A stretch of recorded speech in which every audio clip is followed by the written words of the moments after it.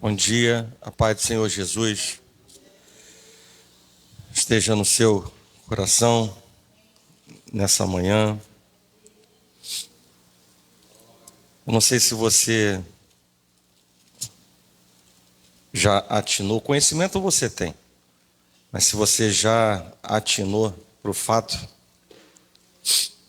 de que o casamento e, consequentemente, a família foram a primeira instituição, a primeira grande instituição criada por Deus, né? E ela veio antes da igreja. E isso mostra claramente a importância do casamento, do marido e da esposa, e, consequentemente, dos filhos, e que formam a família, né? Nós temos aqui na igreja trabalhado em várias frentes, tanto na ministração da palavra num culto normal, quanto no encontro de casados, entendendo a importância do que representa a solidez de um casamento, porque isso facilita uma família estruturada. Não adianta, nós não somos uma família feliz apenas na teoria, nós somos uma família feliz na prática, né? E antes da família e antes da igreja veio a família. E para que você possa reforçar no seu coração esse entendimento, a própria palavra de Deus ranqueia, não sei se aí sim, eu não sei se você sabe, mas a palavra de Deus ranqueia colocando em primeiro lugar Deus, em segundo lugar a família, em terceiro lugar o trabalho e em quarto lugar o trabalho na casa de Deus. É claro que nesse ranking a gente não pode fazer aquela leitura como se fôssemos observadores, por exemplo, de uma classificação do campeonato brasileiro, né, que chega ao fim, há um campeão e o resto é o resto.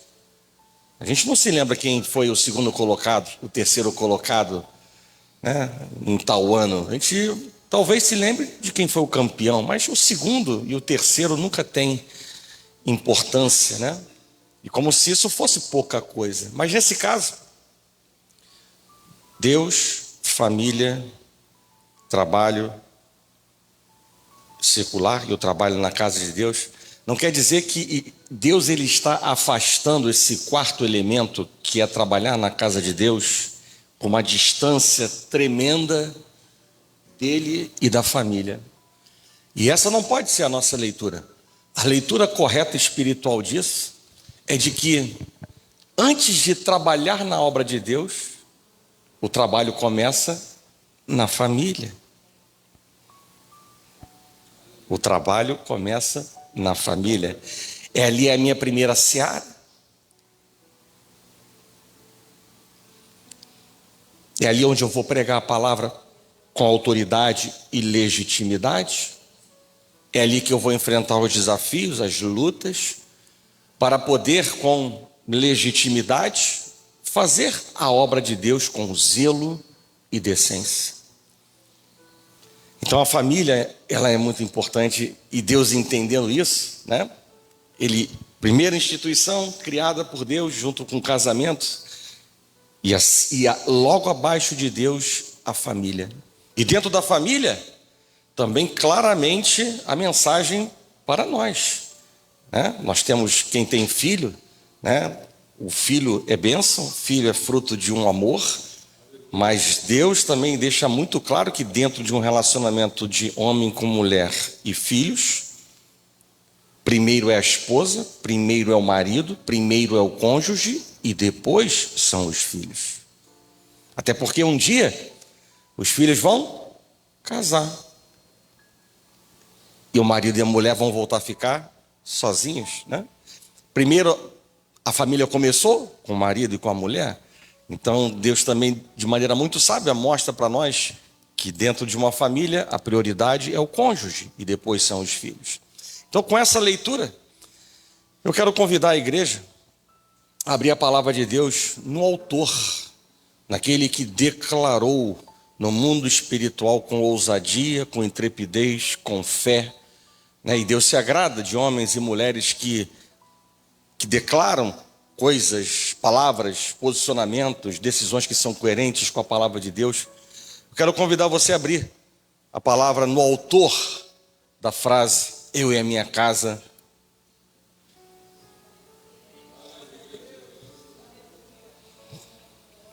serviremos ao Senhor. Josué 24. Josué 24, verso número 15.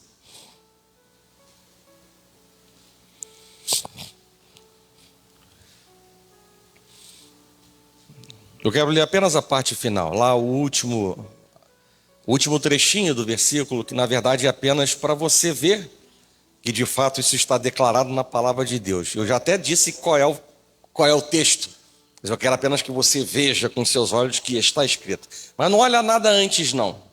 Olha apenas essa frasezinha lá no final, na minha Bíblia está até sublinhada. Eu e a minha casa serviremos ao Senhor. Amém? Feche os olhos. Senhor Deus e Pai, graças te damos nessa manhã pelo privilégio de estarmos na sua casa, na sua presença. E por tudo aquilo que o Senhor vem fazendo, Deus, em nossas vidas. Não somos merecedores de nada, mas a tua graça nos alcançou. A tua graça nos abastece, a tua graça provê sobre nossas vidas, mesmo não merecendo. E nessa manhã, Pai, mais uma vez vamos nos debruçar num tesouro espiritual que é a tua palavra. Por isso, Deus, se revela a nós. Eu não tenho competência para poder, Deus, alcançar o coração dos teus filhos. Mas nessa manhã ministra, Pai, no profundo, na mente, no coração da tua igreja, para que possam, Deus, entender a dimensão das tarefas e responsabilidades que somos chamados a fazer e não percamos tempo de estar na sua casa e não aproveitar aquilo que o Senhor tem de melhor para as nossas vidas. Simplesmente porque o Senhor nos mostra que caminho de enfrentamento e de fuga à tua vontade não é um caminho de prosperidade, não é um caminho de vitória. E o Senhor, imutável no tempo, não mudará os seus valores morais, para que a sua igreja saiba se posicionar de maneira reta e ser luzeiro neste mundo, sal desta terra, fazer diferença verdadeiramente e primeiramente dentro de casa, para que o teu nome seja glorificado. Assim, nós oramos, nós agradecemos já por tudo, em nome de Jesus, e que a igreja do Senhor diga amém. Podem sentar.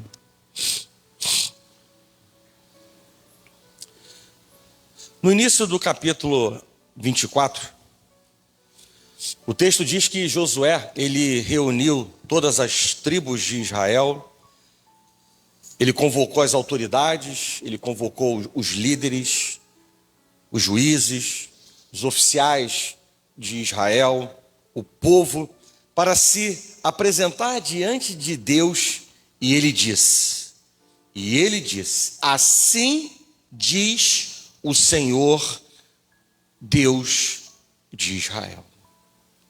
E o discurso começou com um resumo da história redentora de Israel. Josué, ele falou de tudo que Deus fez desde Terá. Quem é Terá? O pai de Abraão, Naor e Harã. Ele falou sobre o chamado de Abraão, tirando de um povo pagão idólatra, até chegar à terra prometida, ou na terra prometida. E nesse discurso, Josué enfatizou a libertação da escravidão do Egito, a proteção e a provisão divina durante toda a peregrinação no deserto. E isso às vezes é importante porque nós com facilidade nos esquecemos daquilo que Deus fez por nós. O povo de Israel havia saído do Egito e 3 dias depois já estava murmurando, se esquecendo do que Deus havia no maior milagre humano feito com o seu povo. Josué ele disse para o povo: olhem para trás e vejam tudo o que o Senhor, Deus, ele fez por nós. Josué ele estava indignado, porque depois de tudo o que o Senhor fez, tudo que Deus fez, eles estavam nesse momento, e não diferente de muitos outros momentos, eles estavam adorando outros deuses. E Josué exortou o povo de maneira clara, como tem que ser a palavra ministrada neste altar, sem muita filosofia, direto. Joguem fora os deuses que os seus antepassados adoraram e sirvam ao Senhor. Mensagem clara, direta, transparente, para que não paire dúvidas. Não há uma massa cinzenta, não há um posicionamento em cima do muro. Há uma clareza do que Josué estava falando. Josué estava exortando a uma geração que estava vivendo a promessa. Eles estavam na terra que eles não cultivaram, em cidades que eles não construíram, e nelas eles comiam de vinhas e olivais que também não plantaram. Ou seja, não fizeram absolutamente nada, mas estavam fazendo coisas erradas. O discurso de Josué foi para que o povo de Israel decidisse a quem eles queriam servir. Porque Deus, no passado, no presente e no futuro, Deus ele não aceitará uma adoração dividida, um serviço a Ele parcial, corações endurecidos, corações idólatras. Deus ele rejeita o culto de quem está em pecado, porque Ele é santo, porque Ele é zeloso com a sua obra. Deus ele continua nos exortando a total lealdade, a completa rendição, a inequívoca adoração, a fidelidade absoluta, a consagração sincera diante de um Deus que sonda e nos conhece por inteiro. E no final do discurso, Josué ele cobrou um posicionamento do povo, né? E ele diz em alto e bom som: escolham hoje, não é amanhã, hoje, a quem irão servir? Se aos deuses que os seus antepassados serviram além do Eufrates, ou aos deuses dos amorreus em cuja terra vocês estão vivendo? Parece sem coerência o que disse. E ele complementa dizendo: eu e a minha casa serviremos ao Senhor. Igreja, nós não devemos entender a proposta de escolha feita por Josué como uma possibilidade real de Deus aceitar que o povo dele escolhesse servir a outros deuses. Essa proposta, ela tinha a clara finalidade de enfatizar que os israelitas não tinham a opção de dividir a sua devoção e a adoração ao verdadeiro Deus de uma maneira diferente, mas para alcançar esse propósito. E eu diria para vocês que, apesar da Bíblia ela deixar bem claro para nós que nós temos a capacidade de escolher, porque Deus nos deu e não revogou o livre-arbítrio para nós, quem nós queremos ser e o que nós queremos colher, mas apesar de termos a capacidade de escolher, nós não podemos esquecer também que nós temos a responsabilidade de escolher sabiamente, porque as nossas escolhas podem influenciar a nossa vida para sempre. Para sempre. Eu sou hoje o que eu plantei ontem, e eu serei amanhã o que eu estou plantando no dia de hoje. E Josué, ele sabia muito bem disso, e por essa razão ele reuniu o povo e disse: escolhei hoje, não é amanhã, hoje, a quem se vais. E para que ficasse ainda mais claro esse posicionamento, eu vou repetir: Josué, patriarca e líder do povo de Deus, ele declara: eu e a minha casa serviremos ao Senhor. É como se ele estivesse declarando em alto e bom som o seguinte: no que depender de mim, eu e a minha casa serviremos ao Senhor. Não pairam dúvidas no meu coração, eu e a minha casa serviremos ao Senhor. É como se ele estivesse dizendo: eu não cochearei entre dois pensamentos, eu e a minha casa serviremos ao Senhor. Eu direi não à concupiscência da carne, dos olhos e à soberba da vida, porque eu e a minha casa serviremos ao Senhor.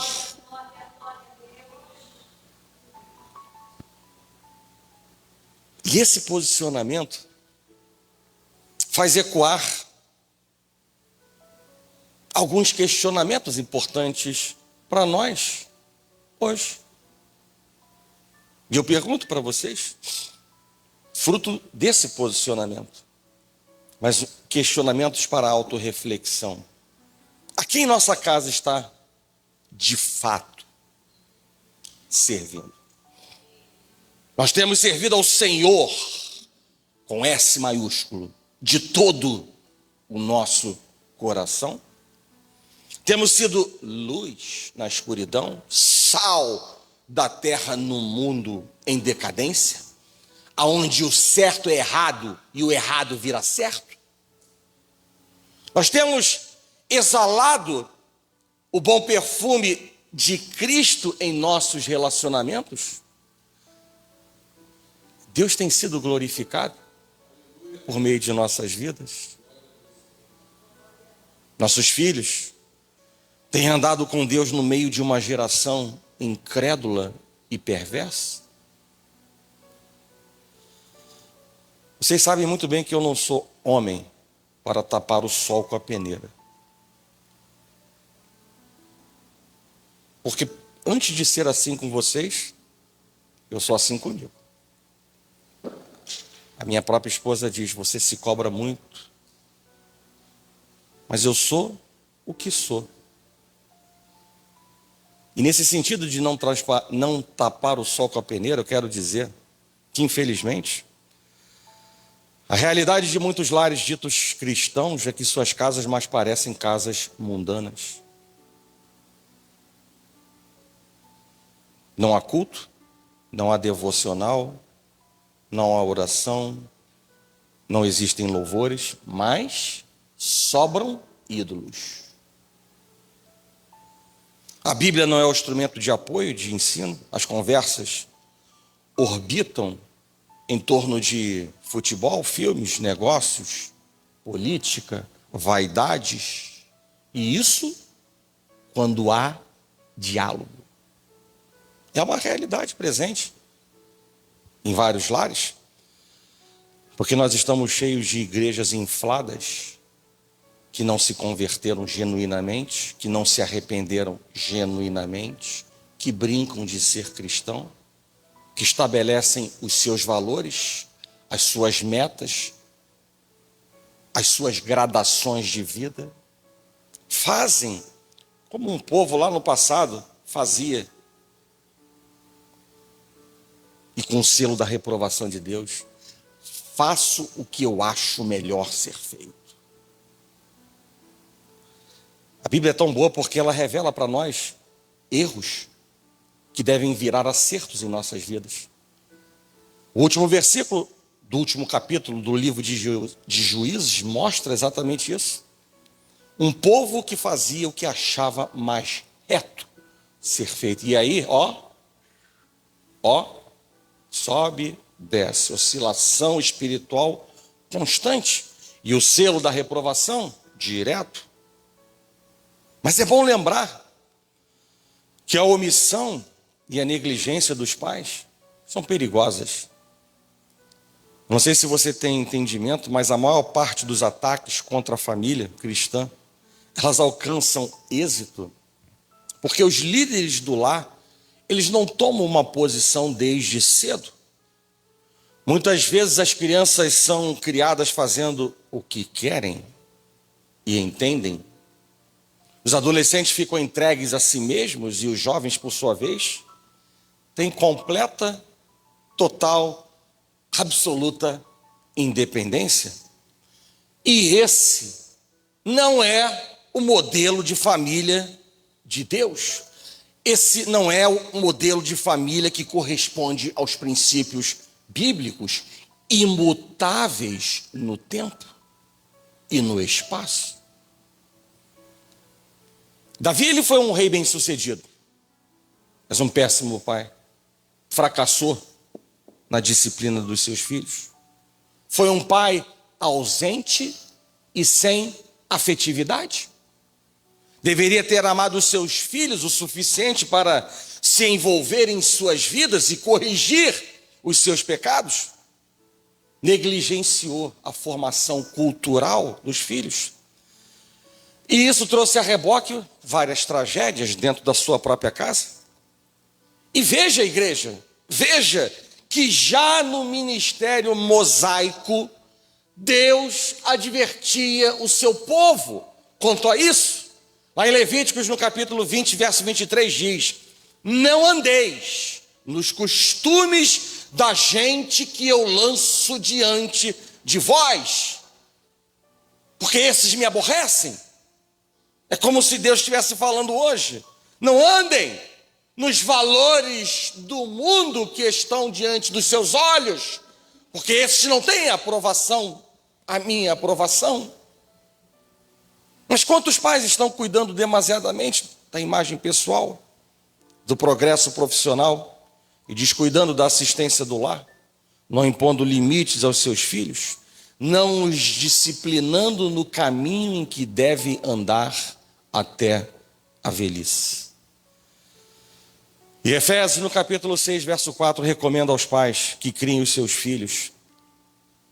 Depois você abra a sua Bíblia, só guarda esse livro, esse capítulo e esse versículo, né? Porque eu sou um adorador da palavra, um adorador da doutrina. E isso não é porque vivi 35 anos na doutrina militar. É porque fui convertido. E Efésios 6, verso 4, recomenda aos pais que criem seus filhos na doutrina e na admoestação do Senhor. Na doutrina e na admoestação do Senhor. Essa decisão, ela deve ser prioritária na vida dos pais. E assim agiu Josué, porque ele sabia que de outra forma não haveria esperança no seu lar. Veja o que Paulo ele nos adverte em 1 Timóteo capítulo 5, verso 8. Ora, ouçam, ora, se alguém não tem cuidado dos seus, e especialmente os da própria casa, tem negado a fé e é pior do que o descrente. E entenda cuidado, não no sentido de paparicado, de mimado, mas sim de disciplinado. É como se eu estivesse lendo isso. Ora, se alguém não tem disciplinado os seus, e mais ainda, especialmente os da sua casa, tem negado a fé e é considerado pior do que os descrentes. E o sacerdote Eli viu a glória de Israel se desvanecer porque não corrigiu com energia os seus filhos nécios. E por não ter cuidado dos seus, ele teve uma casa amaldiçoada. Ele perdeu os seus 2 filhos num único dia. E ele morreu com a péssima notícia do roubo da arca da aliança. Irmãos, nós não podemos nos conformar com uma casa dividida. Às vezes, não queremos nos posicionar com medo de machucar. Mas a falta de posicionamento também machuca. Mas eu diria que não basta decidir. É preciso se posicionar. Sabe por quê? Porque palavras convencem, mas o exemplo arrasta. Palavras convencem. E aí na palavra, se eu tenho uma oratória boa, eu convenço qualquer um. Qualquer um. Sim ou não? Sim. Mas o que importa é a pregação inaudível, o testemunho, que dá legitimidade para aquilo que sai da boca, para não ser um hipócrita. O coração precisa estar totalmente comprometido com Deus, porque se não tiver comprometido com Deus, será um coração simples assim, dividido. Porque existem deuses, ídolos, que competem pelo nosso coração. Dá para entender? Ou temos um coração em que Jesus é o Senhor, ou teremos um coração dividido, porque existem deuses, ídolos, que competem pelo nosso coração. No tempo de Josué, os deuses eram o quê? Imagens físicas, estátuas. Mas hoje eles aparecem de forma diferente. Por exemplo, em atitudes e prioridades erradas. Por exemplo, Jesus ele disse em Mateus capítulo 6, verso 24: ninguém pode servir a dois senhores. Isso significa que nós não podemos dividir a nossa devoção entre Deus e outras coisas que tomam o lugar de Deus. E um desses deuses modernos é o tal do materialismo. Vivemos num mundo onde as pessoas medem seu valor pelo que possuem. Mas Jesus ele nos lembra em Lucas, no capítulo 12, verso 15, que a vida de um homem não consiste na abundância dos bens que ele possui.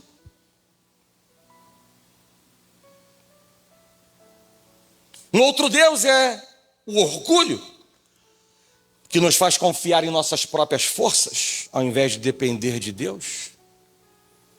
E aí o Salmo 20, verso número 7, vai dizer algo importante, um ensinamento importante. Uns confiam em carros, outros em cavalos, nós, porém, nos gloriaremos em o nome do Senhor nosso Deus.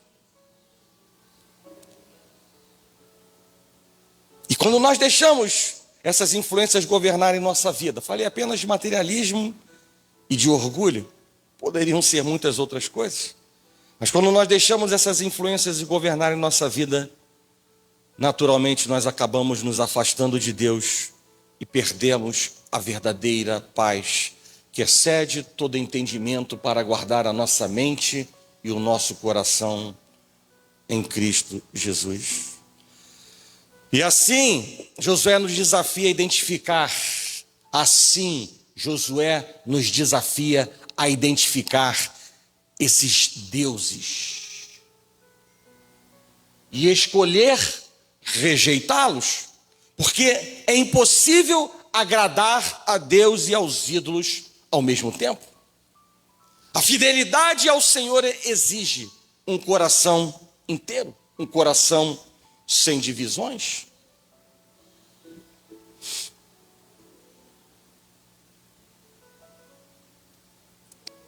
E eu pergunto para a igreja nessa manhã: quais lições nós podemos aprender com o posicionamento de Josué ao declarar: eu e a minha casa serviremos ao Senhor? A palavra precisa ser prática. Quais as lições que estão estampadas no meu entendimento claramente com essa frase pequena: eu e a minha casa serviremos ao Senhor? A primeira lição é que a declaração eu e a minha casa serviremos ao Senhor nos revela que a liderança de um verdadeiro líder começa dentro da sua própria casa. Glória a Deus. Fala Deus, fala Deus, fala Deus. Está claro para mim? A liderança de um verdadeiro líder começa dentro da sua casa. Josué ele não era simplesmente o líder do todo, do povo de Israel, mas primeiramente ele era líder da sua família. E há muitas pessoas que se ocupam em liderar multidões, mas se esquecem de liderar a própria casa. Há muitas pessoas que querem mudar o mundo, mas nem mesmo tentam começar a mudança pelo seu próprio lar. Então, a primeira importante lição para nós é de que um verdadeiro líder, e aí eu falo com mulheres singulares que representam pai e mãe, eu falo com todos. A liderança de um verdadeiro líder começa dentro da sua própria casa. A segunda lição, essa declaração nos ensina que dentro da unidade familiar não deve haver espaço para o individualismo egoísta. Curiosamente, a Bíblia não fala absolutamente nada sobre a família de Josué. Não se sabe quem foi sua esposa ou quem foram os seus filhos e netos, mas o que se sabe é que Josué, ele era um líder comprometido com a sua família. Ele era um líder comprometido com a unidade familiar. Ele não era alguém preocupado apenas consigo mesmo, mas também com todos aqueles que dependiam dele. E por isso Josué não disse apenas, eu servirei ao Senhor, mas ele disse, eu e a minha casa serviremos ao Senhor. A segunda importante lição que fica para nós é o comprometimento com a unidade familiar. E hoje a minha família sou eu, Daniela, Mateus e Ana Beatriz. Hoje a unidade familiar, Rafael e Mariana, não tem filhos, é a unidade familiar do casal. Vanessa, João, Bianca. Terceira lição, a declaração eu e a minha casa serviremos ao Senhor nos ensina que a pessoa que serve a Deus deve ser exemplo. Exemplo. Para os que estão ao seu redor. Dentro, primeiro e fora. Josué não era um elementozinho do tipo que falava assim, faça o que eu digo, mas não faça o que eu faço. Josué não disse, minha casa servirá ao Senhor, mas ele disse, eu e a minha casa serviremos ao Senhor. Ele se coloca em primeiro, não como vaidade, não como prepotente, mas como exemplo para aqueles que estão debaixo de sua autoridade. E eu não tenho dúvidas, por já ter experimentado na minha carreira militar o comando de um navio de guerra, por ter sido comandante de um corpo de alunos do colégio naval, com 700 jovens. Eu não tenho dúvidas de que a melhor maneira de liderar uma tropa, um navio, uma família, um grupo, um ministério, uma igreja, é pelo exemplo, é pelo testemunho. Mas existem pessoas que querem que seus familiares sirvam a Deus sem dar um bom testemunho. E aí vale uma reflexão. Uma reflexão que certa vez eu fiz junto aos jovens desta igreja há um bom tempo atrás. Como fisgar alguém para Cristo se a pessoa não observa mudança comportamental em mim? Se eu não sou luzeiro, se eu não dou bons frutos, como fisgar a obra de Deus? Mas como ser este elemento que vai linkar, pegar para Deus trabalhar com esse tipo de comportamento?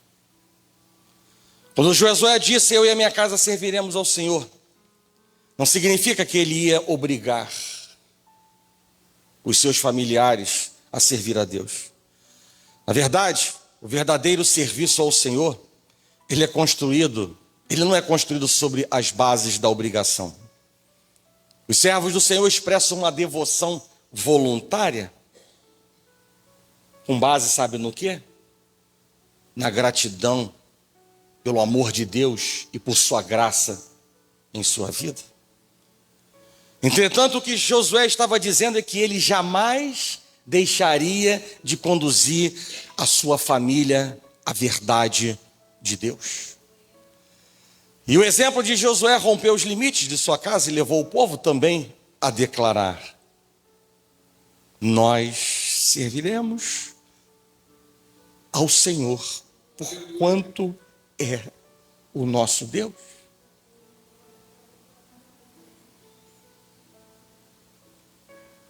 Falar de Jesus para a nossa família é nosso dever. Não podemos ficar só na oração.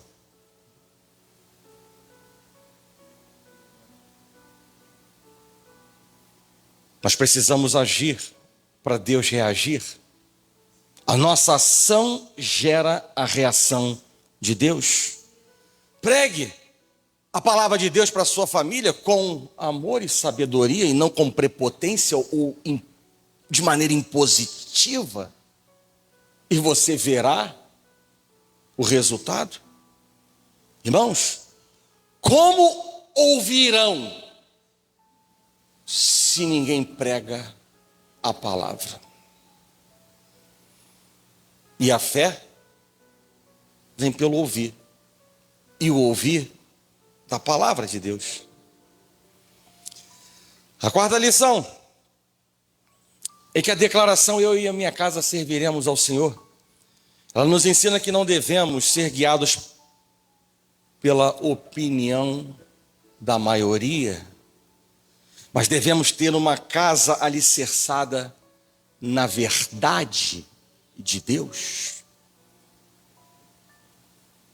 Josué ele estava cercado por um ambiente idólatra e pagão, mas dentro da sua casa, Deus era o Senhor. Ainda que todas as famílias de Israel decidissem pela idolatria, Josué não tinha qualquer dúvida de que ele e a sua família serviriam ao Senhor. Em muitas ocasiões, a fé em Jesus nos coloca contra a correnteza. O serviço e a adoração a Deus nos levam a confrontar a decisão popular. Mas em momentos assim, nós devemos nos apegar ao Senhor com fidelidade, com integridade e com sinceridade. E eu digo para vocês que certamente a graça de Deus ela nos dará a certeza necessária para declarar, muito acima da voz do povo, eu e a minha casa serviremos ao Senhor. Eu e a minha casa serviremos ao Senhor, fala que a liderança de um verdadeiro líder começa dentro de sua própria casa. Eu e a minha casa serviremos ao Senhor, fala do comprometimento com a unidade familiar. Eu e a minha casa serviremos ao Senhor, fala do exemplo para os que estão ao nosso redor, dentro e fora. Eu e a minha casa serviremos ao Senhor, fala de uma casa alicerçada na verdade, na palavra de Deus. Mas eu e a minha casa serviremos ao Senhor também fala explicitamente em servir ao Senhor. Eu e a minha casa serviremos ao Senhor. Então, explicitamente, essa frase fala em servir ao Senhor. E servir ao Senhor significa amá-lo de todo o coração. Servir ao Senhor significa adorá-lo com exclusividade. Servir ao Senhor significa temê-lo e obedecê-lo acima de tudo. Servir ao Senhor significa uma dedicação completa à sua vontade. Sua, com S maiúsculo, dele. A vontade dele. Servir ao Senhor não é uma decisão única. É algo que nós precisamos reafirmar diariamente. E é por isso que Lucas capítulo 9, verso 23 nos ensina: se alguém quer vir após mim, a si mesmo se negue. Dia a dia, tome a sua cruz e siga-me. Isso significa que precisamos colocar Deus em primeiro lugar em nossas escolhas e em nossas ações, em nossas decisões, todos os dias.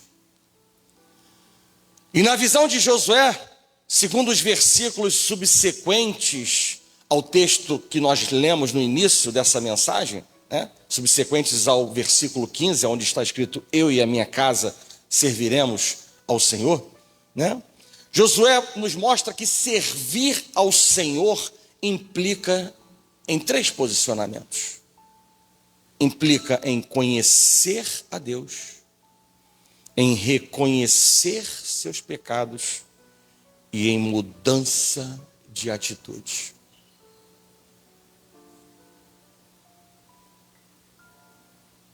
É isso que a palavra de Deus nos mostra nos versículos subsequentes. Versículo 16, 17 e 18 nos mostram que a primeira coisa que uma família deve fazer para não ser destruída é conhecer a Deus. E conhecer a Deus não é apenas ouvir falar de Deus, é ter intimidade com Deus, é ouvir a voz de Deus, é conhecer a sua vontade e lutar como um sacrifício vivo, santo e agradável para que se cumpra a vontade boa, agradável e perfeita do nosso Deus. E é isso que Deus também mais deseja ver em uma família. Jeremias 9, 23, 24 diz: assim diz o Senhor, não se glorie o sábio na sua sabedoria, nem o forte na sua força, nem o rico nas suas riquezas, mas o que se gloriar, glorie-se nisto, diz o Senhor, : em me conhecer e em saber que eu sou o Senhor e faço misericórdia, juízo e justiça na terra, simplesmente porque destas coisas,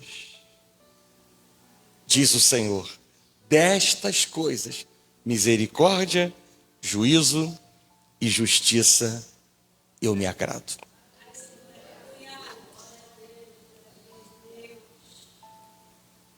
E para entender o mistério, se é que é tão misterioso assim, misericórdia, justiça e juízo, nós precisamos conhecer o verdadeiro Deus, para que esses valores não sejam relativizados no mundo que vivemos.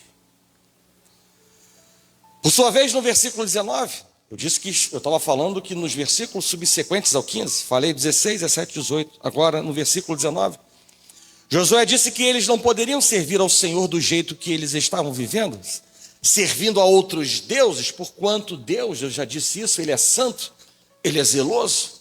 E Ele disse ainda: Deus não se agrada da vossa transgressão, nem dos vossos pecados. Josué nos mostra que a segunda coisa que uma família deve fazer, a primeira, conhecer Deus. E a segunda coisa que a família precisa fazer é reconhecer os seus pecados. É preciso confessá-los a Deus e não a homens.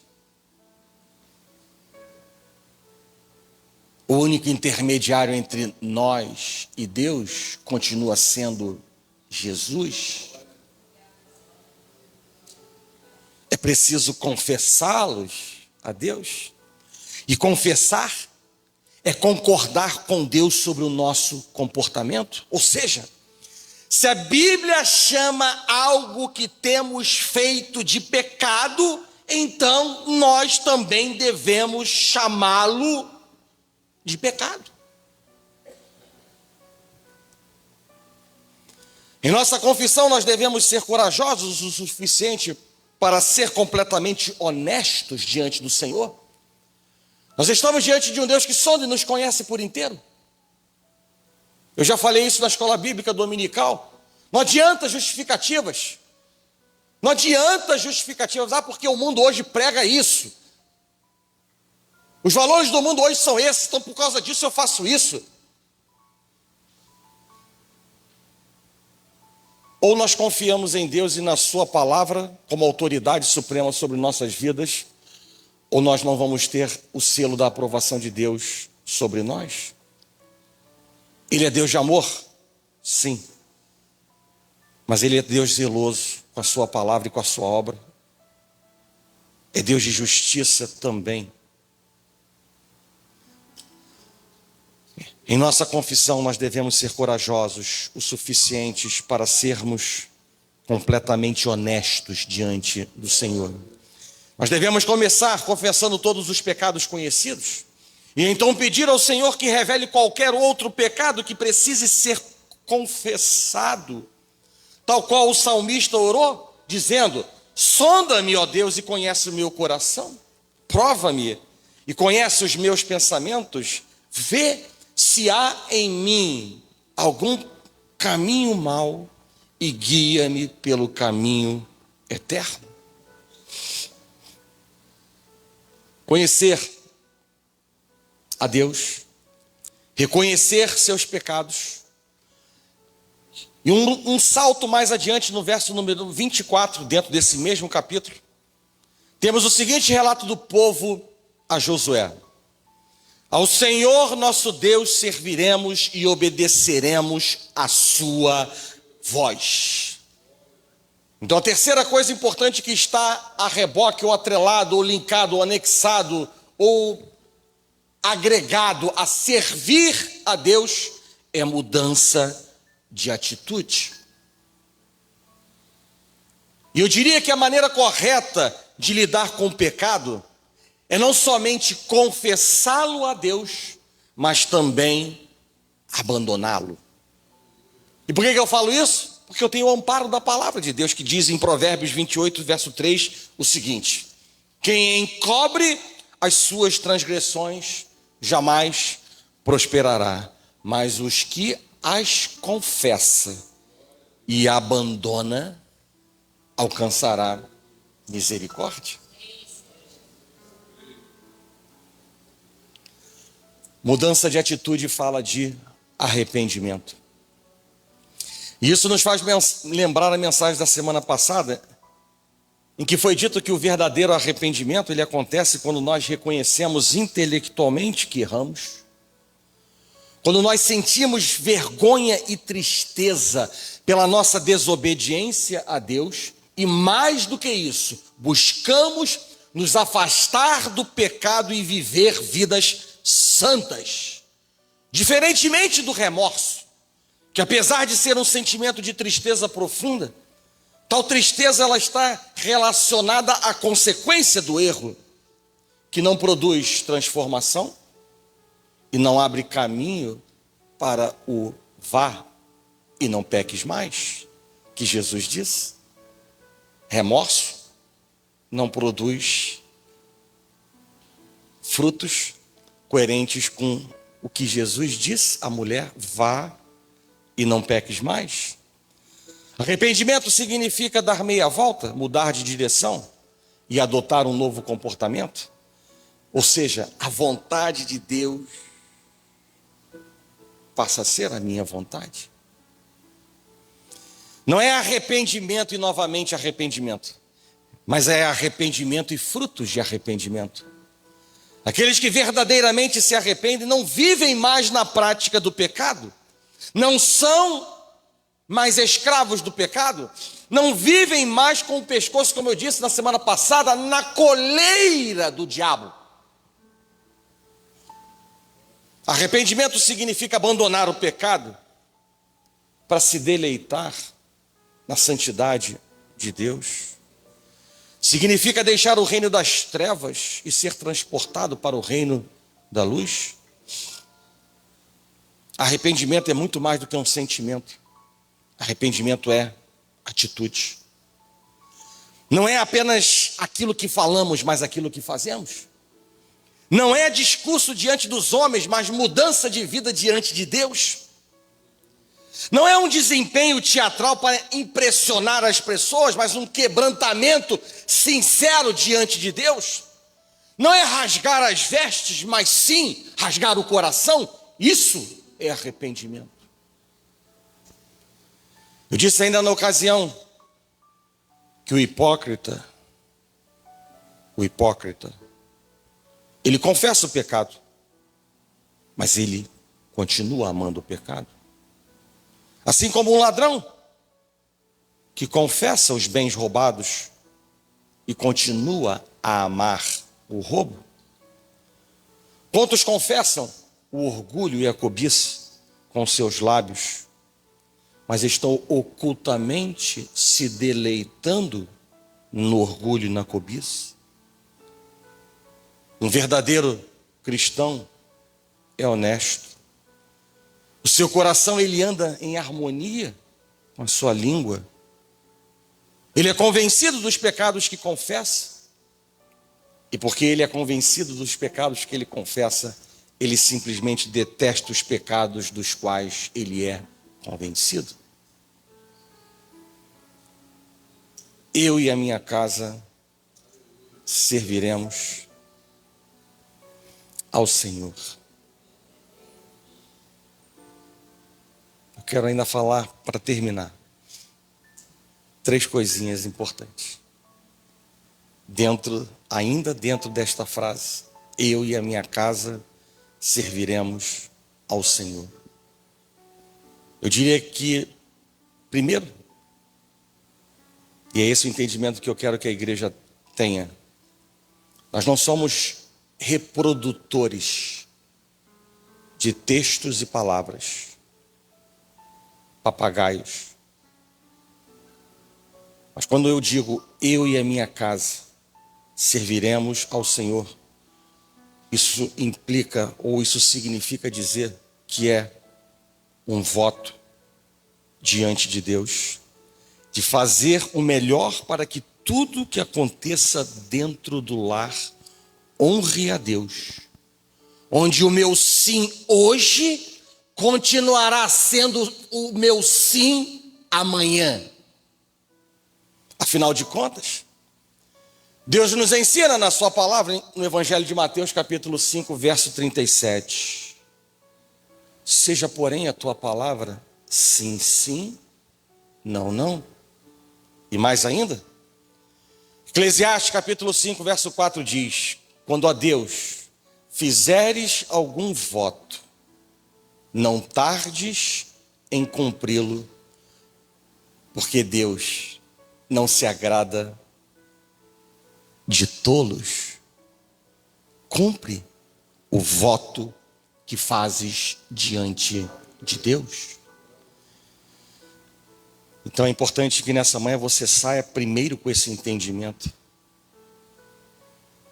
Você não é um reprodutor de palavras, textos, papagaio. Você tem cérebro, coração, um culto racional. E você precisa sair daqui primeiro com esse entendimento de que isso é um voto diante de Deus. E Deus diz que o seu sim seja sim. E mais ainda, não demore em cumpri-lo. Porque Deus não se agrada de tolos que dizem uma coisa e amanhã se esquece. Eu e a minha casa serviremos ao Senhor. É um voto, mas é também uma oração para que os nossos filhos sigam o mesmo caminho de fé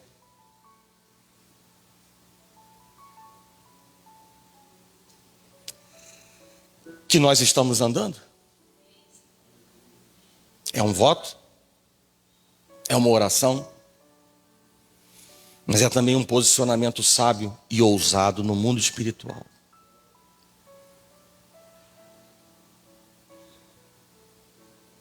Em que o grande eu sou, ele vai te honrar. Porque ele diz na sua palavra, em 1 Samuel no capítulo 2, verso 30, aos que me honram, eu honrarei.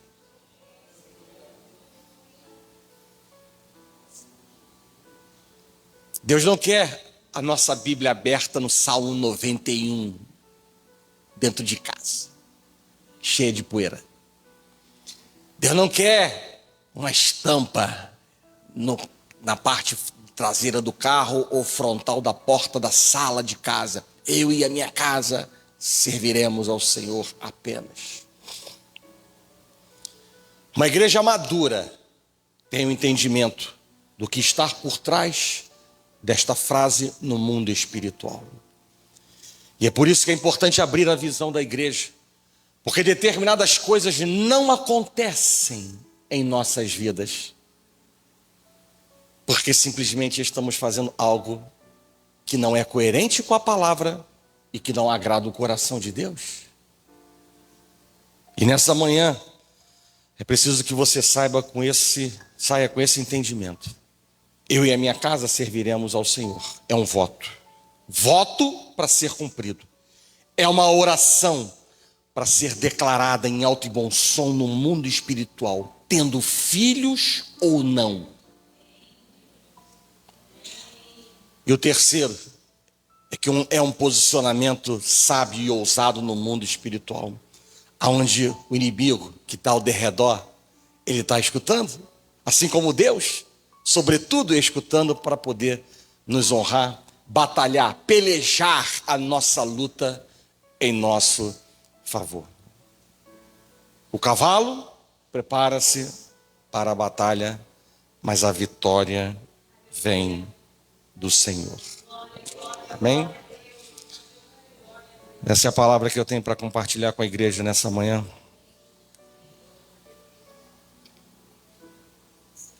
Eu e a minha casa serviremos ao Senhor.